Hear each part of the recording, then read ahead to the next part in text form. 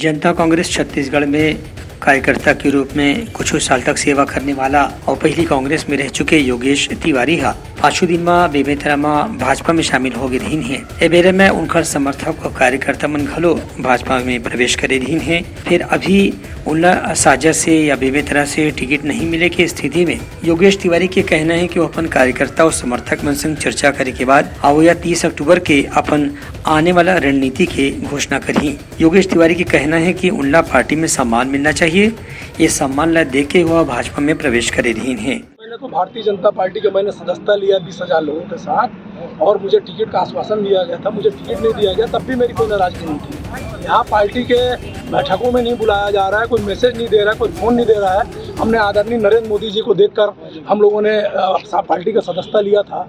आज जब मेरे को सम्मान नहीं मिल रहा तो मेरे कार्यकर्ताओं को क्या सम्मान मिलेगा?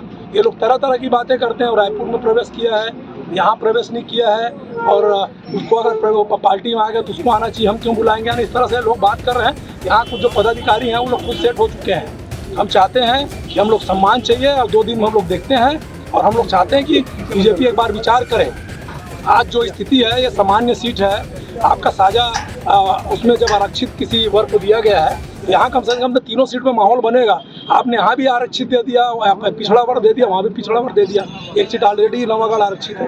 हम चाहते हैं अगर पिछड़ा वर्ग किसी साहू समाज को देना है, लोकसभा में दीजिए, लोकसभा में आप दीजिए, हम साहू समाज को हम लोग समर्थन करेंगे। और दिपेश हमारे किसी प्रकार की नाराजगी नहीं है, लेकिन जो स्थिति परिस्थितियाँ हैं वो ठीक नहीं है, लोग हराने लगे हुए हैं। हम चाहते हैं कि भारतीय जनता पार्टी को अगर सरकार बनाना है तो विचार करना चाहिए एक बार। ये सामान्य सीट है तो सामान्य के वर्ग के लोगों को देना चाहिए, चाहे कोई भी व्यक्ति है। उनका ये भी कहना है कि देश में जो नेतृत्व हवे उनमें केंद्रीय मंत्री अमित शाह और प्रधानमंत्री नरेंद्र मोदी के नेतृत्व ला देख के ही वह भाजपा में शामिल हुए हैं। एक बाद उनला ये उम्मीद है कि उनला जल्द से जल्द बेमेतरा जिला के कोनो एक सीट से उम्मीदवार बनाया जाही और चुनाव लड़े की तैयारी करत है।